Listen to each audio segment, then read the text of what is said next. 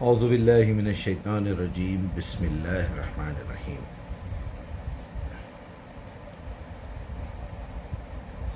ایک روایت ہے، بخاری کی پہلی حدیث کہتے ہیں اس کو، انما الاعمال بالنیت، کہ اعمال کا دار و مدار نیتوں پر ہے۔ اس کا کیا مطلب سمجھیں گے ہم لوگ؟ دنیا میں جو بھی عمل آپ کرتے ہیں اس کے پیچھے آپ کی نیت کیا ہوتی ہے، اس عمل کا دار و مدار اسی نیت پہ ہے۔ مثال کے طور پہ میں کسی سے ملنے گیا ہوں تو ملنے کی نیت کیا ہے؟ میں ان سے کچھ مطلب حاصل کرنے کے لیے، پیسے مانگنے کے لیے، ان کو طنز کرنے کے لیے، ان کو تکلیف دینے کے لیے، ان سے محبت میں، یا ادھر سے گزر رہا تھا، ایسی مثالیں بہت دے چکا ہوں۔ اس کے نتیجے تو یہاں نکلیں گے۔ لیکن جب آپ اللہ کے لیے کوئی کام کرتے ہیں تو یہ دیکھا جائے گا کہ اس کے پیچھے آپ کی کیا نیت تھی۔ دینی فریضہ آپ کوئی انجام دیتے ہیں، کوئی نبی کی سنت پہ عمل کرتے ہیں، تو یہ دیکھا جائے گا کہ اس کے پیچھے آپ کی نیت کیا تھی۔ اللہ سبحانہ و تعالیٰ قیامت کے دن ایک ایک عمل کو تول کے، ایک ایک قول کو تول کے، ایک ایک نظر کو، ایک ایک لفظ کی سماعت کو، آپ کے دل کی دھڑکن کو، دماغ کے خیال کو، آپ کے ہاتھوں پیروں کے ایکٹیویٹی کو چیک کر کے اس کے اندر روح کیا تھی، اس کے پیچھے تمہاری نیت کیا تھی۔ اس کی کچھ مثالیں میں لکھا ہوں، سوچ رہا تھا آپ کے سامنے بتا دوں۔ یہ پوسٹر ہو سکتا میں آپ کو مل بھی جائے، نہ ملے تو مجھ سے پوچھ لیجئے۔ عمل ایک ہی ہوتا ہے، لیکن اگر مقصد بدل جائے تو اس کے نتیجے بھی بدل جاتے ہیں۔ مثلا نکاح اور زنا کا فرق دیکھیے، عمل ایک ہی ہے، لیکن ایک شخص کے دل میں ہے کہ میں زندگی بھر نبھاؤں اور علل اعلان ایک عورت کو، ایک لڑکی کو اپنے پاس، اپنے ساتھ رکھ کے اس کے ساتھ بچے پیدا کروں، اس کے ساتھ زندگی گزاروں۔ اتنی سی بات ہے بس۔ اگر آپ چھپا کے کرتے ہیں، آپ کے دل میں کھوٹ ہے، اس کو چھوڑ دینے کا ارادہ ہے، یا پھر جسمانی لذت کے لیے کر رہے ہیں، اولاد پیدا کرنے کا، سیکنڈ تھرڈ کے لیے وہ ایک الگ مسئلہ ہے۔ لیکن یہاں زنا کرنا آپ کو سب کو پتہ ہی ہے، آج کے لیے وقت کے لیے، ایک وقت کے لیے آپ نے کسی کو پیسے دے دیے یا پیسے لے لیے، وہ کام ہو گیا، چلیے وہ ایک حرام ہو گیا، ایک حلال ہو گیا۔ دوسرا قتل نفس، کسی کی جان لے لینا بہت بڑا گناہ ہے، سارے انسانوں کی جان لینے کے برابر ہے۔ اسی جگہ اللہ سبحانہ و تعالیٰ خود ہی یہ حکم دے رہا ہے، پوری دنیا کے پاس یہ قانون موجود ہے کہ کوئی مجرم ہے، کسی کا قتل کر دیا ہے تو حکومت اس کو موت کی سزا دے گی، اس کو بھی مار دیں گے دنیا سے، یہ حق پہ ہے۔ اور قتل بالحق بھی ہے، دیکھیے آپ، اللہ کے قانون کے مطابق یا کسی قانون کے مطابق کسی کا قتل کرنا وہ جائز ہے، بلکہ حکم ہے اس کا، کر دو۔ اور اگر ناحق کسی کا قتل کر رہے تو ظاہر بات ہے گناہ کبیرہ ہے۔ دیکھیے عمل ایک ہی ہے، قتل کرنا۔ اسی سے ملتا جلتی ایک مثال دے دوں میں، ابھی یاد آئی مجھے، اس میں لکھا تو نہیں میں نے۔ ایک ڈاکٹر ہے، وہ اپنی والدہ کا کھلا جسم نہیں دیکھ سکتا، حرام ہے۔ کوئی بھی دنیا کے کسی مذہب میں کوئی بیٹا اپنی ماں کو ننگا نہیں کرے گا، لیکن اگر وہ بڑا ڈاکٹر ہے، وہ چیسٹ اسپیشلسٹ ہے، وہ پیٹ کا ڈاکٹر ہے، وہ کڈنیز کا ڈاکٹر ہے، وہ جو ہے بواسیر کا ڈاکٹر ہے، وہ گائنک ہے، اور اس کی ماں کا وہ آپریشن کر رہا ہے، تو وہ تو آپ اس وقت تو وہ کرنا ہی پڑے گا۔ تیسرا ہے، کوئی محنت آپ کرتے ہیں، بڑی محنت ہے، ایک ٹرک آ کے کھڑا ہوا ہے، کارٹون اٹھا رہے ہیں، وہ لا کے آپ شو روم میں جمع کر رہے ہیں، محنت تو محنت ہے نا۔ لیکن اگر آپ کو پتہ چل جائے اس کے اندر ڈرگز ہے، اس کے اندر نشہ ور چیزیں ہیں، اس کے اندر شراب ہے، اس میں اسمگلنگ ہو رہی ہے، تو آپ کی محنت بھی حرام کام میں جائے گی۔ بالکل اسی طرح عادت اور عبادت میں فرق ہے۔ ہم نماز پڑھتے ہیں، عادتاً پڑھتے ہیں، جیسے ابلیس عادتاً سجدہ کرتا تھا، جہاں اس کی عبادت کا موقع آیا کہ اللہ نے کہا اب آدم کو بھی سجدہ کرو، تو ابلیس نے انکار کر دیا۔ کیوں؟ کیونکہ وہ عادتاً سجدہ کرتا تھا، عبادتاً نہیں کرتا تھا۔ فرشتے عبادت میں کرتے تھے، پوچھ کے، سوچ کے، سمجھ کے وہ سجدہ کرے۔ چلیے نمبر 7، راستہ، ٹریفک۔ اب آپ دیکھیے قانون بنا دیا گیا کہ ہمارے یہاں انڈیا میں آپ کو لیفٹ ہینڈ سے جانا ہے، لیفٹ راستے سے جانا ہے۔ آپ قطر چلے جائیے، امریکہ چلے جائیے، آپ کو رائٹ کے راستے سے جانا پڑے گا۔ تو راستہ تو چل رہے ہیں آپ برابر قانون کے حساب سے چلیں گے۔ اگر یہاں آپ رائٹ ہینڈ سے چلیں گے تو کیا ہوگا؟ ایکسیڈنٹ ہوگا، وہ جرم ہو جائے گا۔ وہی رائٹ ہینڈ سے چلنے کا آپ وہاں چلے جائیں گے۔ اچھا، انڈیا کی طرح کی ڈرائیونگ انگلینڈ میں ہے، وہاں بھی آپ کو لیفٹ سائڈ سے ملے گی ٹریفک. چلیے راستہ ہو گیا. نمبر 8 دوا اور زہر. دیکھیے دوا وہی ہے، آپ کھاتے ہیں شفا ہوتی ہے، لیکن اس کی ڈیٹ ایکسپائر ہونے کے بعد وہی دوا شفا کی جگہ سزا بن جائے گی، زہر بن جائے گی. دیکھیے کام ایک ہی ہے، مقصد بدل رہا ہے. اب آئیے الکوہل پہ. الکوہل حرام نہیں ہے، نشہ حرام ہے. آپ کو سگریٹ سے نشہ آ رہا ہے، اس کے بغیر آپ نہیں رہ سکتے. اصل چیز ایڈکشن کا نام نشہ ہے. زیادہ کھانا نشہ ہے، زیادہ کسی کے پاس جانا، اس کے بغیر رہ نہیں سکنا، اور یہ ہو جانا، اور وہ پیے بغیر نہیں رہ سکنا، گٹکا کھائے بغیر. ابھی میرا ذرا موڈ خراب ہو رہا ہے، میں تھوڑا سا گٹکا کھا کے آتا ہوں، ایک پوڑی ڈال کے آتا ہوں، ایک سگریٹ پی کے آتا ہوں، آج جب تک میں لگایا نہیں آپریشن نہیں کر سکتا. ایسے ڈاکٹرز بھی ہیں. غرض یہ کہ ایڈکشن جو ہے وہ نشہ ہے. اب الکوہل وہ پرفیوم میں بھی استعمال ہو رہا ہے، آپریشن کرنے کے لیے بھی استعمال ہو رہا ہے، زخموں کے دھون کے لیے بھی استعمال ہو رہا ہے، اور نشے کے لیے بھی استعمال ہو رہا ہے. تو اب اس کے استعمال پہ ڈیپینڈ ہے کہ آپ کیا کر رہے ہیں. نمبر 10 آپ کا حلیہ. آپ یہ جو بال رکھا ہوں میں، آپ اگر کوئی بال رکھتے ہیں، چہرے پہ داڑھی رکھتے ہیں، تو اس کے پیچھے مقصد دیکھا جائے گا. آپ داڑھی کے پیچھے بڑی بڑی باتیں کرتے ہیں. مجھے کچھ لوگ ہیں ایسے، وہ کہتے ہیں تمہاری داڑھی کہاں ہے.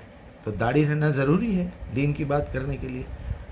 اگر تم داڑھی کو سنت سمجھتے ہو تو دنیا کے ہر مسلمان سے تم یہ زبردستی کر سکتے ہو کہ جو بغیر داڑھی والا ہے وہ کافر ہے. بولو نا، پھر پتہ چل جائے گا. اور پھر یہی روایت یہ سناتے ہیں کہ تم یہودیوں کی مشابہت نہ کرو. یہودی تو پوری داڑھی رکھ رہے ہیں، فل داڑھی. تو اگر میں یہ کہوں کہ میں یہودیوں کی مشابہت کر رہا ہوں تو اس کے پیچھے دیکھا جائے گا کہ کیا تمہاری داڑھی دھوکہ دینے کے لیے ہے، کیا تمہاری داڑھی نبی صلی اللہ علیہ وسلم کو بدنام کرنے کے لیے ہے، یا تمہاری داڑھی ایسی فواہش کرنے کے لیے، گالیاں دینے کے لیے، گٹکے کھانے کے لیے، سگریٹ پی کے بتانے کے لیے غیر مسلموں کو کہ ہمارے محمد رسول اللہ ایسے تھے. رانگ سائڈ گاڑی چل کے، راستے میں تھوک کے، سگنل توڑ کے، بیوی کو بٹھایا ہوا ہے بے غیرت، بچے بیٹھے ہوئے ہیں، رانگ سائڈ جا رہا ہے، پھر داڑھی دیکھو ایسی بڑی. شرم نہیں آتی؟ قرآن کہہ رہا ہے نا، وہ بغی بغیر الحق، تم کسی کا حق مارنا حرام ہے، سورہ اعراف کی 33 میں. یہ بے حیائی کرتے ہوئے سمجھ میں نہیں آتا. 5 چیزیں حرام ہیں، 5 کے 5 کرتے تم لوگ. پھر داڑھی دیکھو منہ پہ، اور بولتے بھی ہیں کہ رسول کی سنت ہے. شرم نہیں آتی؟ بازو بیٹھو تو منہ سے اتنی بدبو، پھر بے غیرت کہہ رہا ہے کہ میں فجر کی نماز جو ہے آج تک زندگی میں نہیں چھوڑا. ارے تیرے منہ سے اتنی بدبو آ رہی، تو کہاں کا مسلمان ہے؟ پھر پوچھو یہ آیت کا مطلب کیا ہے، نہیں معلوم، پھر بات کر رہا ہے داڑھی پہ. چلیے صاحب، حلیہ، پیجامہ، کرتا. تمہارا کون سا مدرسہ ہے؟ تم نے آج تک کبھی دیکھا کسی عالم کو مدرسے کا سرٹیفکیٹ پوچھا؟ کبھی جا کے مدرسے کا سلیبس لا کے دیکھے کیا اس میں بکواس لکھی ہوئی ہے؟ تم کو تھوڑا بہت اوپر سے کوئی چیز سمجھا دے کے تم کو مطمئن کیا جا رہا ہے کہ تم سیدھا جنتی ہو، تم عالم ہو، تم فاضل ہو، تم مفتی ہو، تم فلاں ہو. خیر، الکوہل ہو گیا، حلیہ ہو گیا. اب آئیے آرٹس پہ. میوزک بولتے حرام ہے، مولوی لوگ اپنے بیان کے پیچھے میوزک لگا رہے ہیں. پوئٹری بولتے حرام ہے، پوئٹری میں پوری زبور پوئٹری میں موجود ہے. قرآن کی بے شمار صورتیں پوئٹری میں موجود ہے. قافیہ ردیف کو پوئٹری کہتے ہیں. پتہ نہیں یہ جاہلوں کو یہ بھی سمجھ میں نہیں آتی بات، پھر کیوں بحث کرتے ہیں لوگ ایسی الٹی. جاؤ پہلے کہیں ذلیل ہونے سے پہلے، اپنے آپ کو شرمندہ کرنے سے پہلے معلومات تو کر لو کہ جس سبجیکٹ پہ میں بات کر رہا ہوں کم سے کم اس کی کچھ نالج تو حاصل کر لوں. پوئٹری، سنگنگ کسے کہتے ہیں؟ ایک لکھی ہوئی چیز کو ترنم کے ساتھ کوئی موسیقی کا کوئی جو ہے انسٹرومنٹ یوز کرتے ہوئے اس کو ترنم سے پیش کرنا. شاعری میں کوئی پرابلم نہیں ہے، قوالیوں میں کوئی پرابلم نہیں ہے، نعت میں کوئی پرابلم نہیں ہے، حمد میں کوئی پرابلم نہیں ہے، منقبت میں کوئی پرابلم نہیں ہے. پرابلم ہے تو صرف فلمی گانوں میں ہے. منافقت. ایکٹنگ بولتے حرام ہے. وہ فلموں میں کام کرنے والا ہے، وہ فلموں. آپ کو کیا پتہ ایکٹنگ کیا چیز ہے؟ آپ ایک داعی قرآن ہیں، ایک آپ کے سامنے غیر مسلم، کبھی ہندو آ جاتا ہے، کبھی کرسچن آ جاتا ہے، کبھی یہودی. آپ ایکٹنگ نہیں کرتے اس کے سامنے. ایک جنگلی گاؤں والے کے پاس آپ جاتے ہیں، بیچارہ غریب ہے، اس کو پڑھنا لکھنا نہیں آتا، اس کے سامنے ایکٹنگ نہیں کرتے، اپنے بچے کے سامنے ایکٹنگ نہیں کرتے، بچے کے ساتھ بچے نہیں بن جاتے، بچے کے سامنے گھوڑے کی ایکٹنگ، گدھے کی ایکٹنگ، تم تو کتے ہو، کوئی غوث کا کتا، کوئی خواجہ کا بندر ہو، فلاں ہو فلاں، بچے کے آگے جھک کے اس کو پیٹھ پہ نہیں بٹھا لیتے۔ پھر روایتیں بھی سناتے ہیں، نبی صلی اللہ علیہ وسلم سجدے میں تھے، حسن حسین پیٹھ پہ چڑھ گئے تھے، جبرائیل آ گئے تھے، جبرائیل کو حکم ہوا، جبرائیل جب تک کہ بچے نہیں ہٹے تم محمد سے کہہ دو کہ اٹھنا نہیں ہے۔ ارے باپ رے باپ رے باپ، پھر یہ عقل نہیں ہے کیا؟ سوچتے نہیں، کوئی چیز کو کسی سے ملا کے نہیں دیکھتے۔ لعنت بھیجو ایسے لوگوں پہ۔ 8 ہو گیا جناب، 11 نمبر۔ اب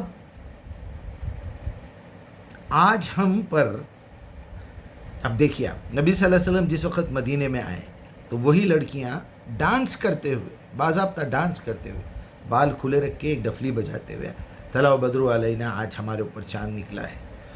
اور وہی سورہ لقمان آیت نمبر 31، سورہ نمبر 31 آیت نمبر 6، کہ یہ لوگ کیا ہے، وہ من الناس من یشتری لہو الحدیث لیضل عن سبیلہ، یہاں مقصد بتایا گیا ہے، وہ نیت بتائی گئی ہے، انما الاعمال بالنیات۔ کچھ لوگ ایسے ہیں جو جھوٹی حدیثیں، بیکار کی باتیں، لاہوا کا لفظ ہے، دیکھو آپ یہاں پر، لاہو الحدیث، بیکار کی بات، کھیل تماشے کی بات۔ یہاں ہم درس قرآن دینے کے لیے بلا رہے ہیں، ہمارے ایک دوست عربی سکھانے کے لیے بلا رہے ہیں، وہاں نہیں آتے، ایک دوسرے دوست کے گھر میں گانا بجانا ہو رہا، پوری رات بیٹھتے، ایک بار بھی جمائی نہیں لیتے، ایک بار بھی اونگ نہیں آتی، نیند نہیں آتی، بچہ بیمار نہیں ہوتا، بیوی کی طبیعت خراب نہیں ہوتی، بے غیرت، چھچورے، تھرڈ کلاس، کچرا، منافق۔ گانا کے لیے بیٹھنا ہے تو پوری رات بیٹھیں گے، آپ حدیث سنائیے، آپ قرآن سنائیے، آپ عربی سکھانے کے لیے بیٹھیے، بے غیرت 10 منٹ کے اندر اس کو جمائیاں آنا شروع ہوتے۔ اسپیشلی قرآن کو میں نیند کی گولی کہتا ہوں، آپ قرآن سنانا شروع کیجئے۔ ایک دوست ہے میرے، ایک دکان پہ گیا تو میں ایسی ذلت کے ساتھ بات کرے ہیں، انہوں نے پوچھا آئندہ سے آپ میرے سامنے جو ہے قرآن کا ذکر نہیں کرنا، میں نہیں سننا چاہ رہا ہوں، آپ سنانا چاہ رہے ہیں میرے کو۔ میں نے کہا بھائی میں نے تو آپ کو زبردستی تو نہیں کہا تھا، آپ نے ایک سوال کیا، اس کے بدلے میں قرآن سے جواب دے رہا ہوں، دیٹس آل۔ سوال انہوں نے کیا، میں کبھی ایسی بدتمیزی نہیں کرتا، میں جب قرآن کی دعوت دینے جاتا ہوں تو ایسا موقع فراہم ہو اور ایسا موقع بناتا ہوں کبھی کبھی کہ لوگ سوال کریں، کیونکہ اللہ سبحانہ وتعالیٰ نے یہی ترتیب دی ہے ہم کو، یہی تربیت سکھائی ہے کہ پہلے سورہ فاتحہ تم جب تک نہ پڑھو، قرآن تمہارا پڑھنا تمہارے لیے بیکار ہے، کیونکہ تم مجھ سے پوچھو اہدنا الصراط المستقیم، پھر میں بتاؤں ھذا صراط المستقیم، ذالک الکتاب لا ریب فیہ ھدی للمتقین، یہ ہے ہدایت۔ تم نے اہدنا الصراط المستقیم پوچھا تھا، ہم نے ہدایت دے دی۔ بہرحال وہاں صاف صاف بتا دیا گیا ہے، میں نے اس کا ترجمہ بھی لکھا ہے، اور ان منافقین میں سے کچھ لوگ ایسے بھی ہیں جو کھیل تماشا اور فضول کی جھوٹی باتیں، گانا بجانا خرید کر لاتے ہیں تاکہ لوگوں کو اللہ کے راستے سے علم کے بغیر بھٹکا دیں۔ ایک جگہ ایک آیت ہے، میں انشاءاللہ ڈھونڈ کے نکالوں گا، کہ کچھ لوگ ایسے ہیں کہ تم کو کھڑا کا کھڑا وہیں چھوڑ دیے خطبہ دیتے ہوئے، اور اٹھ کے بھاگ گئے باہر لاہو الحدیث کی وجہ سے۔ تو مقصد دیکھا جائے گا، اگر کوئی امام، وہاں تو نبی صلی اللہ علیہ وسلم خطبہ دے رہے ہیں، وہی نازل ہو رہی ہے، اگر کوئی امام خطبہ دے رہا ہو اس ٹائم پہ تو ایسے یہ جگال نکالنا بھی جو ہے حرام ہے، ایک طرف دوسری طرف دیکھنا بھی وہ ہے غلط ہے، اس کا مطلب تمہارا کنسنٹریشن اس خطبے پہ نہیں ہے۔ یہی بات اللہ تعالیٰ کہہ رہا ہے سورہ نساء میں، یا ایھا الذین آمنوا لا تقربوا الصلاۃ، تم نماز کے قریب بھی نہ آنا، وانتم سکراء، جب تم نشے میں ہو، حتی تعلموا ما تقولون، تمہیں معلوم ہونا چاہیے کہ تم کیا کہہ رہے ہو۔ لعنت ہے تم لوگوں کے اوپر، اپنے آپ سے چھپاتے قرآن کو۔ بہرحال اور قرآن کا مذاق اڑاتے ہیں، اللہ کی بات کا مذاق اڑاتے ہیں، یہ منافقین آج بھی موجود ہیں۔